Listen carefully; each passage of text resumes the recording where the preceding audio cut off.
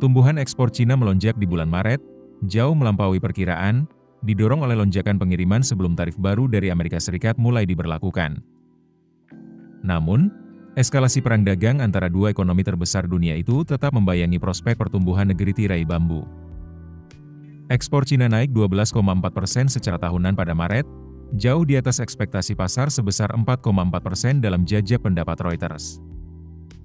Sebelumnya pada Januari-Februari, ekspor hanya tumbuh 2,3%.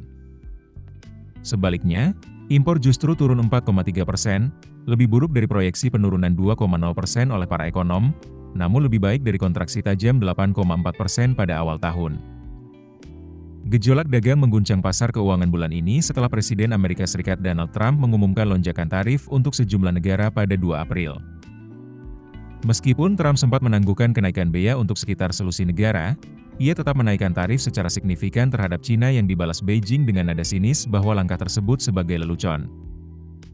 Washington telah menaikkan tarif atas produk Cina hingga 145%, sementara Beijing membalas dengan tarif sebesar 125% terhadap impor produk Amerika Serikat. Di tengah tekanan ekonomi domestik, ekspor menjadi satu-satunya titik terang bagi Cina yang kesulitan bangkit secara solid pasca pandemi COVID-19. Krisis properti yang berlarut-larut dan tekanan deflasi menambah beban kepercayaan pelaku ekonomi.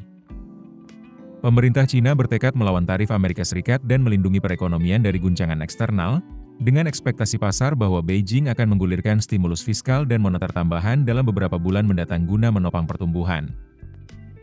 Organisasi Perdagangan Dunia memperingatkan bahwa perang dagang antara Amerika Serikat dan Cina berisiko memangkas arus perdagangan antara keduanya hingga 80%, serta berpotensi menghambat pertumbuhan global secara signifikan.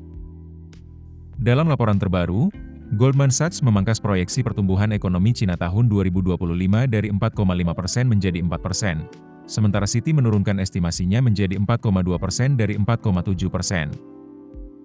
Kedua proyeksi itu jauh di bawah target resmi pemerintah Cina yang menetapkan pertumbuhan sekitar 5%.